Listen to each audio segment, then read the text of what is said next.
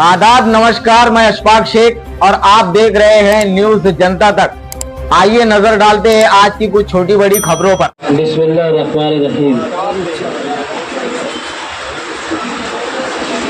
आज की इस कॉर्नर मीटिंग का मकसद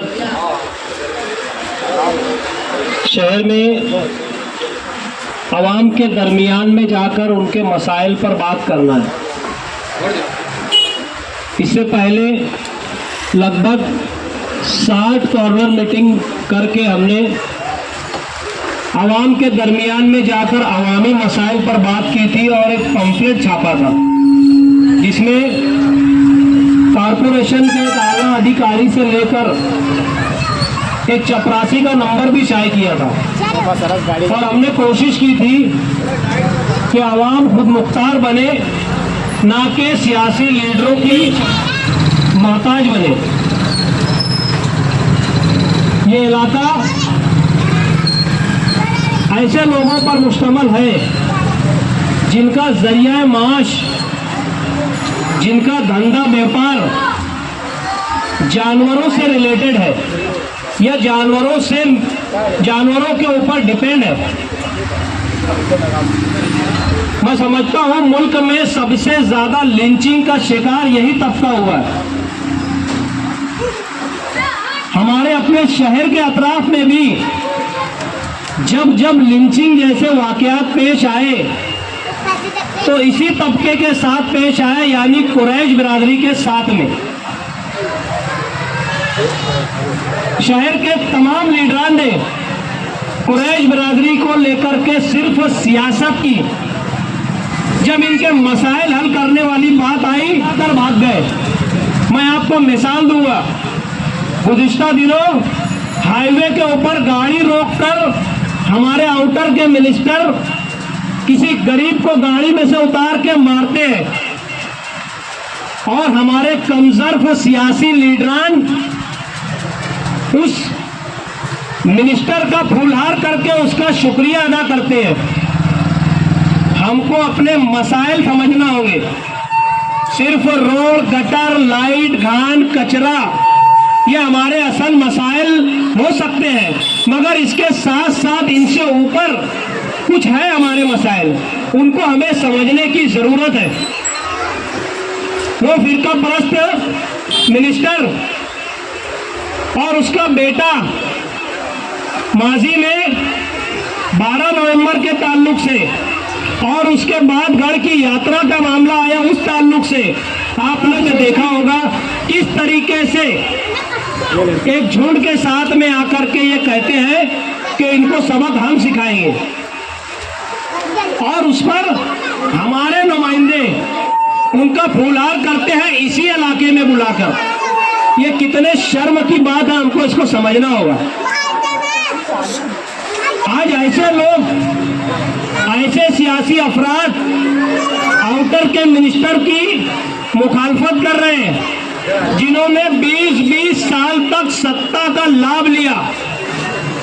15-15, 20-20 साल इनके साथ में मेयरशिप का लाभ उठाया और सत्ता के मजे लूटे। आज वो लोग ये कह रहे हैं कि ये फिरका परस्त है। क्यों? जब तुम्हारे साथ में सत्ता के मजे जब तुम लोगों ने लूटे उस वक्त क्या वो फिरका परस्त नहीं था? आज हम देखें सेंट्रल और गांव शहर में 2 असेंबली हल्के हैं, एक मालेगांव सेंट्रल और एक मालेगांव आउटर। मालेगांव आउटर में हम चले जाए नदी के उस पार तो हमें लगता है कि हम कोई नए शहर में आ गए, कोई नए मुल्क में आ गए। कभी कभी तो ऐसा लगता है। हम देखें कि एक ब्रिज में हम परेशान हैं, उधर 2-2 नए ब्रिज बन गए। हम एक इमारत को लेकर परेशान होते हैं और सालों साल उसके काम चलते हैं, उधर इमारतों की लाइन लग गई। अभी 2 दिन पहले वहाँ कॉलेज का ओपनिंग हुई, आप लोगों को पता होगा। मालेगांव शहर में आज तक जो हारून अंसारी, शब्बीर सेठ और आयशा हकीम के वक्त जो स्कूलें, जो कॉलेज निहाल साहब के वक्त बने, उसके बाद से आज तक स्कूलों को सिर्फ लूटा गया, उनको बंद किया गया और उनका प्राइवेटाइजेशन किया गया। हम देखें नंबर 1 स्कूल इसका मिसाल है। आज वहाँ प्राइवेट स्कूलें चल रही है, कभी सरकारी स्कूल चला करते थे। जो स्कूल में हमारे गरीबों के बच्चे तालीम हासिल किया करते थे, वहाँ पर रेडीमेड लग गई और सबों ने मिलके बंदर बाट करके उसको बेच के खा गए। आज हालात ऐसे हैं कि नदी के उस पार अगर हम चले जाएं तो तमाम तर सहूलियात है, नदी के इस पार आज बड़े शर्म और दुख की बात है। ये हमारी लीडरशिप का फेल्यूर है। एक बैंक, एक सरकारी ऑफिस नदी के इस पार नहीं बचा। सारी बैंकें एक भी मालेगांव शहर में जो बैंकें अभी है वो कोऑपरेटिव है, एक भी नेशनलाइज बैंक नदी के इस पार नहीं बची। हम देख रहे हैं कि रात भर लोग लाडली बहन योजना और दूसरी योजना की स्कीम के पैसों के लिए वहां लाइन लगा रहे हैं। उनकी नुमाइंदगी करने वाला कोई नहीं है। एमएलए साहब के पास इतना वक्त नहीं है कि इस ताल्लुक से नुमाइंदगी करें। वो जमीयत के नाम पर सियासत कर रहे हैं और दूसरे सिर्फ बेवकूफ बनाने का काम कर रहे हैं। उधर कॉलेज पे कॉलेज बन रहे हैं, ब्रिज पे ब्रिज बन रहे हैं। हमारे यहाँ 2017 में जो फ्लाईओवर ब्रिज का काम शुरू हुआ था, आज तक उसका काम मुकम्मल नहीं हुआ। हम खाली गूगल पे सर्च करके देख लें कि अपडेटेड फ्लाईओवर ब्रिज का डिजाइन क्या होता है और आउटडेटेड फ्लाईओवर ब्रिज का डिजाइन कैसा होता है। आप लोगों को फर्क दिख जाएगा। जो ब्रिज का इफ्तिताह हम करने जा रहे हैं, जिसका नाम माजी आमदार ने ख्वाजा मोइनुद्दीन चिश्ती रहमतुल्लाह अलैह के नाम से रखा है या रखवाया है, उस ब्रिज को 10 साल पहले आउटडेट करार दे दिया गया है। आज हम देखें नासिक शहर में जो फ्लाईओवर ब्रिज बना है वो सिंगल पिलर्स पे मुश्तमल है। ये ब्रिज 10 साल पहले आउटडेट हो चुका है। हम आज ब्रिज के मामले में दूसरे शहरों से 10 साल पीछे हैं। कौन है इसका जिम्मेदार?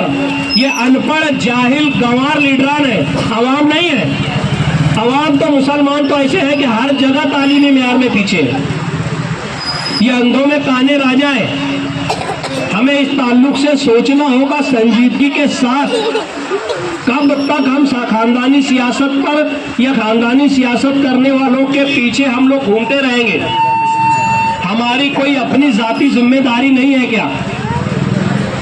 हम एक दर्द लेकर निकले हैं। Social democratic party of India SDPI एक दर्द लेकर निकली है। हमारी एक कोशिश है कि जो दर्द शहर के ताल्लुक से और शहरियान के ताल्लुक से हम लोग महसूस कर रहे हैं, वो दर्द आपके सीनों तक कैसे पहुंचे, आप लोग कैसे उसको महसूस कर सके और इस ताल्लुक से सरजोड़ कर कब बैठ सके। हम लोग कोशिश कर रहे हैं अवाम के दरमियान में जाकर अवाम के मसाइल पर बात करने की। देखिए, कुछ लोग आज सियासत में दूरबीन और ढोल लेकर गली गली घूमकर काम ढूंढ रहे हैं कि कौन सा नाकारा काम हुआ है, कौन सा खस्ता हाल काम हुआ है। मैं बता दूं आपको, जाफरनगर के अंदर सब्जी मार्केट 10 साल से धूल खाता पड़ा हुआ है। वो कारनामा किसका है हम सबको पता है। आजाद नगर मार्केट में हम जाए, जूने आजाद नगर में सब्जी मार्केट के नाम से पूरा मार्केट करोड़ों रुपए की लागत से बन के पड़ा है, उसका पुरसान हाल कोई नहीं है। यह हमारे अपने कमालपुरा वार्ड से लगकर स्कूल है, प्राइमरी स्कूल, जहाँ ये मासूम छोटे छोटे बच्चे पढ़ते हैं। वहाँ का हाल देख लो तो शर्म आती है हमको कि हम कैसे लोग हैं जो हमारे बच्चों का दर्द भी महसूस नहीं कर सकते। वहाँ प्राइमरी पढ़ाने वाले टीचर्स परेशान हाल उसी तरीके से बच्चों को पढ़ा रहे हैं। कारपोरेशन का जो ऑफिस था प्रभात 3 का, सिर्फ बदबू और कचरों की वजह से यहाँ से ऊपर हो गया। कौन है इसका जिम्मेदार? आप देखें, जो लोग दूरबीन और ढोल लेकर ढूंढ रहे हैं, उनसे जाकर कोई बताए कि जाकर वो जो तुमने पहाड़ के ऊपर बनाया, क्या बोलते हैं उसको, हिल स्टेशन, उसकी हालत देख लो आज।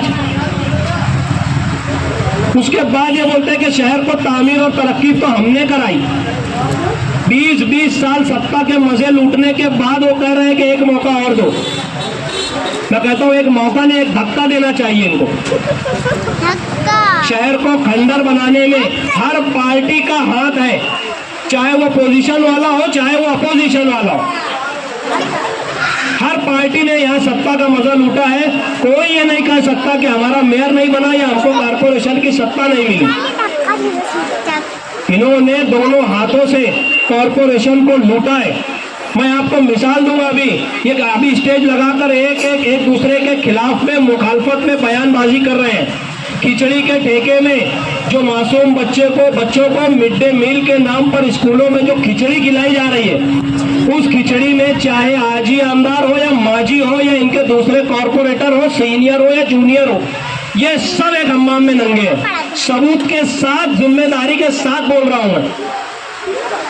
कचरे का ठेका भी निकला, पता होगा आप लोगों को, कोणार्क कंपनी के नाम से। शहर के तमाम सियासी लीडरान, आजी माजी सारे लीडरान इस ठेके में मुलव्विस है, पार्टनर है। और तो और हमारी मालूमात ऐसी है कि शहर का प्रशासक भी इसके अंदर पार्टनर है। आज सफाई का निजाम देख ले शहर में, ठेका बदली होने के बाद आप एक बात समझ लें, माजी में ये कचरे का ठेका सालाना 8 करोड़ रुपए के एवज में गया था। आज वही ठेका लगभग दुगनी कीमत से ज्यादा सालाना के हिसाब से जा चुका है। और सफाई का निजाम जैसा के वैसा, कौन है इसका जिम्मेदार, ये सोचना होगा। आज हम देखें फिरका परस्ती उरूज पर है। अभी गुज़िश्ता दिनों सोशल मीडिया पे आपने देखा होगा, एक बुजुर्ग का फोटो वायरल होता है।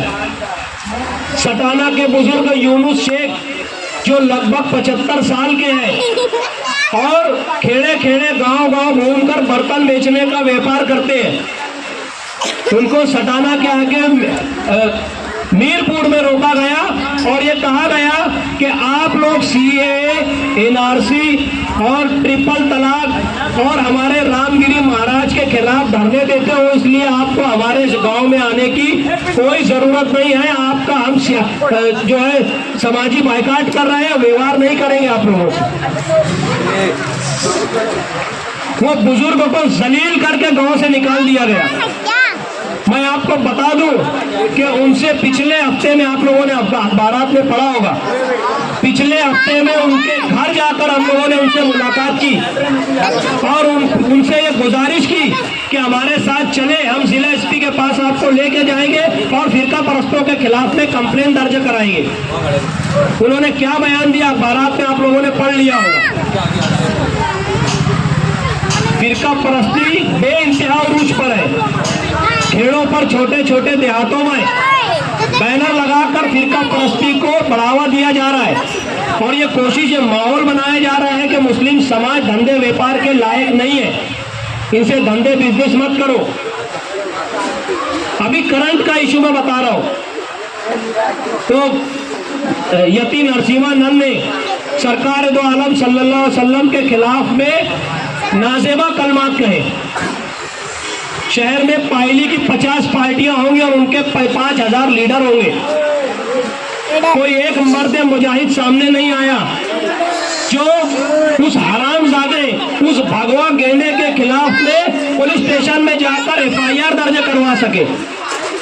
एमएलए ने मजमे में मीटिंग में अपने जलसे में हाथ उठा के मुजम्मती, एक अलामती ऐलान कर दिया कि इसकी मुजम्मत करो, हाथ उठा के। सारे लोगों ने हाथ उठा के मुजम्मत कर दी। साबिक एमएलए फिलिस्तीन का झंडा लहरा रहे अंसार जमात खाने में।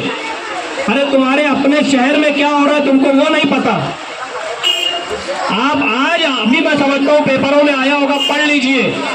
कल इस वक्त हम मालेगांव शहर के सिटी पुलिस स्टेशन में एसपी की ऑफिस में इसी हरामजादे के खिलाफ में एफआईआर दर्ज करवा रहे थे। हमारे साथ में मालेगांव शहर की कुल जमाती तंजीम भी थी। इसमें हम लोगों की मेहनत से, हम लोगों की कोशिशों से एफआईआर दर्ज हुई। और मैं बता दूं कि पूरे महाराष्ट्र में मालेगांव शहर मिला के कुल 6 एफआईआर अभी तक हो चुकी है।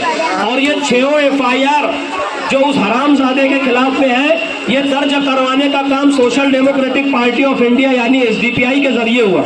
सबसे पहले मुमरा में एफआईआर हुई, उसके बाद औरंगाबाद में हुई, जालना में हुई, अमरावती में हुई, मालेगांव में हुई और दीगर शहरों में हुई। ऐसे कुल मिलाकर 6 एफआईआर हम लोगों ने किए और इंशाअल्लाह इसको हम लोग हाईकोर्ट और सुप्रीम कोर्ट तक लेके जाएंगे। माजी में एक पिक्चर आई थी हमारे 12, आप लोगों ने सुना होगा। उस पिक्चर में भी मुस्लिम समाज के ताल्लुक से ये बताने की कोशिश की गई थी कि मुसलमान अपनी औरतों पर जुल्म करते हैं, जाती करते हैं। और उस फिल्म में बताया गया था कि कुरान के गलत तर्जुमा करके उस फिल्म में मुस्लिम समाज को जालिम और जुल्म करने वाला बताया था। हमारी पार्टी यानी एसडीपीआई के नेशनल वर्किंग कमेटी के मेंबर अजहर तंबोली ने हाईकोर्ट और सुप्रीम कोर्ट तक जाके उस पिक्चर पर रोक लगाई। वो पिक्चर का बजट था 35 करोड़ रुपया। उस पिक्चर की रिलीज होने से पहले उसको हाईकोर्ट और सुप्रीम कोर्ट तक ले जाया गया। इसके अंदर वकला की और जजेस की टीम ने पिक्चर को देखा और जितने आपत्तिजनक सीन थे, ऑब्जेक्शन वाले सीन जितने थे, वो वीडियो को कट किया गया। आपको मैं बता दूं 35 करोड़ में बनने वाली फिल्म सिर्फ 5 करोड़ का धंधा कर पाई थी, 5 करोड़ रुपये का। उस फिल्म के डायरेक्टर ने हमारे पार्टी के जिम्मेदार को फोन करके कहा कि भाई मैं तो लूट गया, 40 टिकट भेज रहा हूँ, आप लोग पिक्चर जाके देख लो। हमने कहा हमारी जूती की नोक पे। ये है social democratic party of India. Malegaon शहर में मैं आप लोगों को थोड़ा पीछे ले जाना चाहता हूँ। शहर में जॉगिंग ट्रैक का मामला आया, आप लोगों को पता होगा, बार बार अखबारात में आया कि जॉगिंग ट्रैक के खिलाफ दस्तखती मुहिम, जॉगिंग ट्रैक के खिलाफ में all party meeting, jogging track के खिलाफ में फलाना, जॉगिंग ट्रैक के खिलाफ में ढिमका। ईद के दिन मेंबर से ऐलान होता है कि जॉगिंग ट्रैक सरकार की जगह पे बना है, सरकार के पैसों से बना है। तो आप बताइए, आप जो पहले कह रहे थे वो सही था या ईद के दिन जो आप खड़े होकर कह रहे हैं वो सही है? कोई सियासी पार्टी उस वक्त नहीं आई। तमाम सियासी पार्टी और उनके जिम्मेदारों ने पैसा लिया फंड की शक्ल में दादा भूसे से। उस वक्त हमने मरहूम अतीक कमाल, उस मर्द मुजाहिद की सरपरस्ती में ईदगाह बचाओ कमेटी बनाई थी। उस कमेटी के नाम पे हमने धरने आंदोलन किए और हमने पूरी कोशिश की, हमने जी जान के कोशिश की कि जॉगिंग ट्रैक का काम रोका जाए। मगर चूंकि हम या हमारी पार्टी नई पार्टी थी, हमारे पास सरों की तादाद कम थी, इसलिए उस काम को हम लोग नहीं रोक सके। बाखुदा हम लोगों ने जी जान से मेहनत की। 2 बार केस हुए मेरे ऊपर और हमारे जिम्मेदारान के ऊपर, लॉकअप तक हमको जाना पड़ा। जिस दिन उस जॉगिंग ट्रैक का इफ्तिताह हो रहा था उस दिन रमजान की चांदरात थी और बाखुदा बोल रहा हूँ, हमारे 15 मेंबरान आजाद नगर पुलिस स्टेशन में अरेस्ट थे। कोई सियासी लीडर उस वक्त नहीं आया। हम लोग गए जेल तक और लॉकअप तक। उस जॉगिंग ट्रैक के मामले में तमाम लोग एक हमाम में नंगे थे, सबों ने फंड लिया। उसके थोड़ा आगे बढ़े, 12 नवंबर का मामला जब आया, उस वक्त आप लोगों को मैं बता दूं कि कोई सियासी लीडर बोलने के लिए तैयार नहीं था। यहां तक कि उर्दू मीडिया सेंटर जहां पे प्रेस का कब्जा है, उसकी चाबी भी एसपी ऑफिस में जमा थी। 12 नवंबर के मामले में सुप्रीम कोर्ट के वकला की टीम हम लोगों ने मालेगांव में ला करके एक सर्वे कराया, एक फैक्ट फाइंडिंग कमेटी बोलकर उनको मालेगांव बुलाया। उन लोगों ने यहाँ पर तमाम चीजों का तफ्तीश की और हाईकोर्ट के रिटायर्ड जज जस्टिस कोलसे पाटिल की सरबराही में मुंबई प्रेस क्लब में एक प्रेस कॉन्फ्रेंस लेकर पूरी सच्चाई को उजागर किया। ये काम करने में कौन? सोशल डेमोक्रेटिक पार्टी यानी एसडीपीआई। यहाँ पे कोई दूसरी पार्टी नहीं आई। अभी हम कुछ दिनों पहले बीफ ले जाने के नाम पर एक बुजुर्ग जो 75 साल के थे, 40 गांव के, मनियार बाबा, उनके साथ में कुछ फिरका परस्तों ने ट्रेन के अंदर जुल्म ज्यादती की, उनके साथ मारपीट की और ये इल्जाम लगाया कि तुम्हारे पास जो सामान है उसके अंदर बीफ है। वो बुजुर्ग उनसे लगभग 1 घंटा ट्रेन के अंदर पिटते रहे, उनको बचाने वाला कोई नहीं था। मैं यहाँ बता दूं कि उनको पीटने वाले जो नौजवान थे, उसके अंदर एक नौजवान सीआरपीएफ यानी स्टेट रिजर्व पुलिस फोर्स के जवान का बेटा था और जो पुलिस भर्ती में मुंबई के लिए जा रहा था। वो पूरी ट्रेन की बोगी के अंदर जो नौजवान वीडियो में दिख रहे हैं, वो तमाम के तमाम नौजवान पुलिस भर्ती के लिए जा रहे थे। आप अपने दिल पे हाथ रख के बताइए कि अगर ऐसे नौजवान या ऐसी जहनियत रखने वाले लोग पुलिस डिपार्टमेंट में भर्ती होते तो वो हमारे साथ कल को क्या करते? बताइए जरा अपने दिलों पे हाथ रख के कि ये मासूम बच्चों के मुस्तकबिल के पुलिस ऑफिसर जब वो बनते तो वो इनके साथ कैसा जुल्म करते। उन बाबा को, जो ट्रेन वाला हादसा हुआ था, उनको कानूनी मदद देने के लिए मालेगांव शहर से हम लोगों ने, मुंबई टीम जो एसडीपीआई की मुमरा की टीम है, हम लोगों ने उनको बाबा का नंबर दिया। जब नंबर लेने के लिए हम लोगों ने 40 गांव में उनके पड़ोसियों से फोन पर बात की, तो उनके पड़ोसी कहते हैं कि कोई फायदा नहीं है।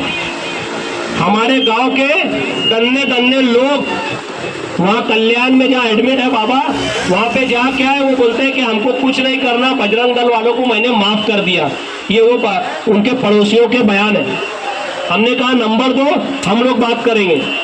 हमारी मुंबई की टीम ने हाईकोर्ट के वकला के साथ वहां जाकर उनकी नुमाइंदगी की और उनको रेलवे पुलिस के कमिश्नर के ऑफिस में ले जाकर के एफआईआर दर्ज करवाई।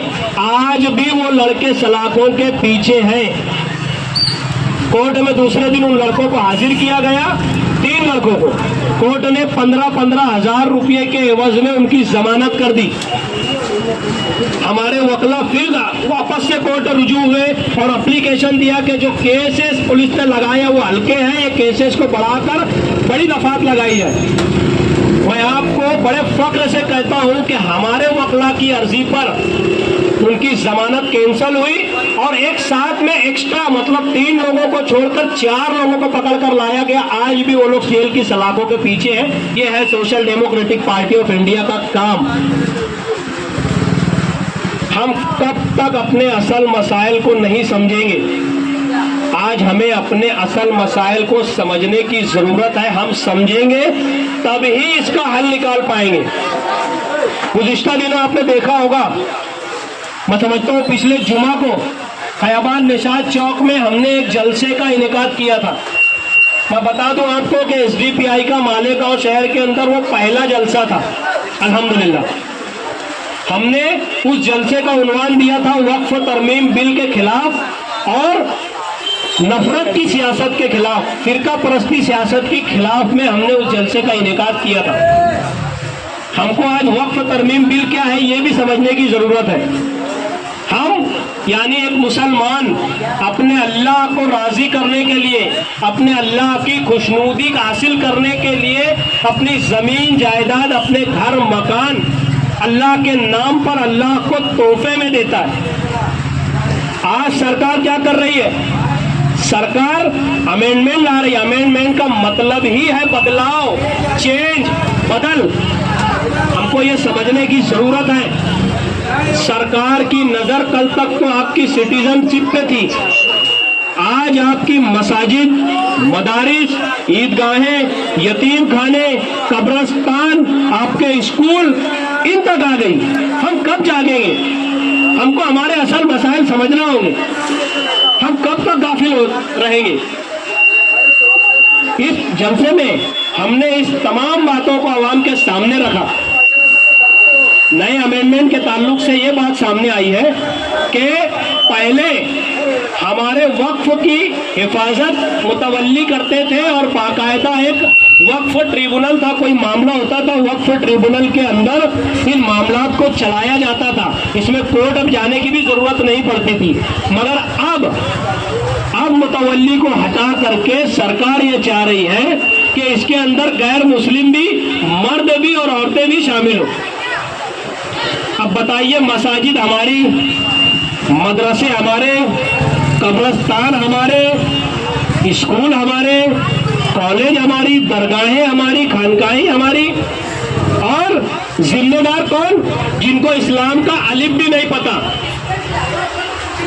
मुतवल्लियों से या ट्रिब्यूनल के कमिश्नर से यह पावर लेकर सबसे ज्यादा पावर जिले के कलेक्टर को दे दी गई इस अमेंडमेंट बिल के ताल्लुक, बिल के हिसाब से।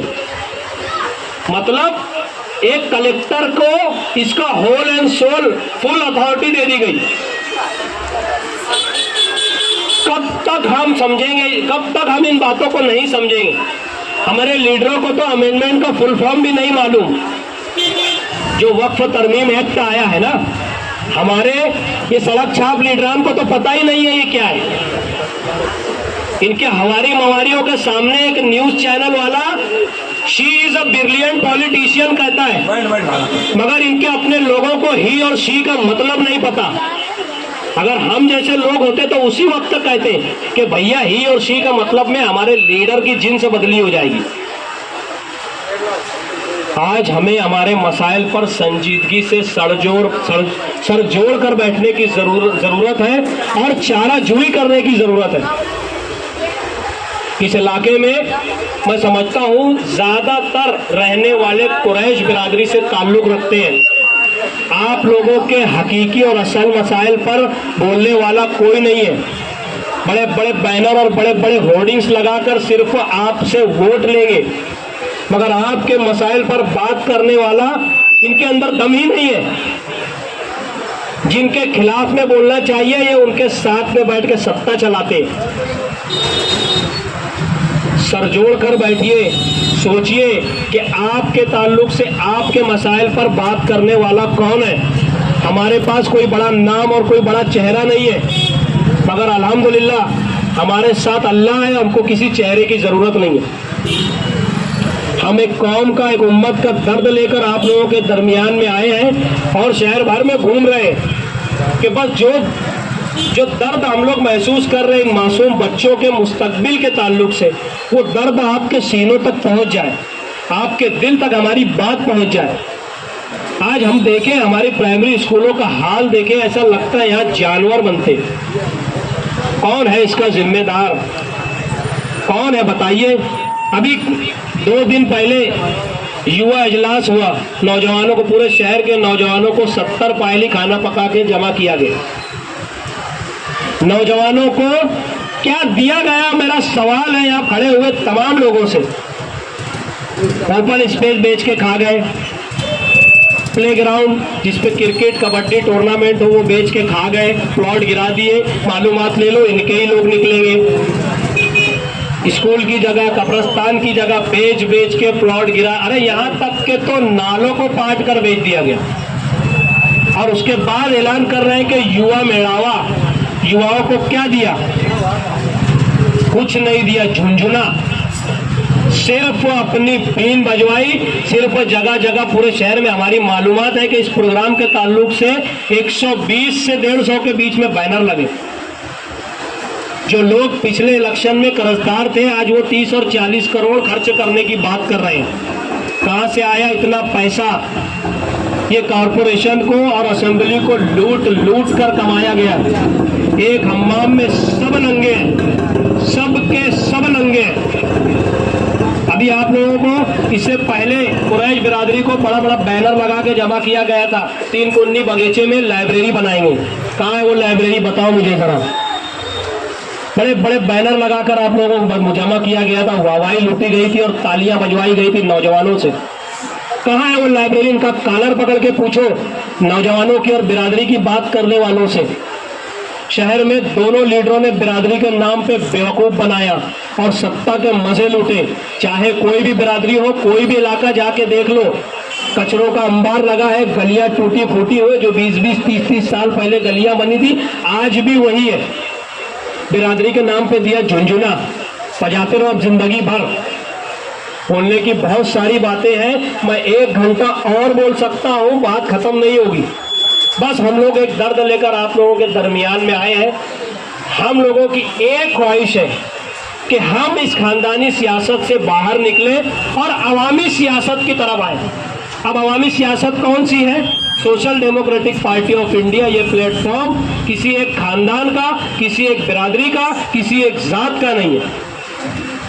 हिंदुस्तान में 2 सियासी जमातें हैं जो अवाम के जरिए चलाई जाती है। एक है भारतीय जनता पार्टी और दूसरी है social democratic party of India, जो बराह रास्त अवाम के जरिए चलाई जाती है। ये किसी खानदान की पार्टी नहीं है। हाँ, इतना जरूर कहूंगा, बीजेपी अब खानदान की पार्टी होती जा रही है, मगर एसडीपीआई यानी social democratic party of India ये अवाम के जरिए चलाई जाने वाली पार्टी है।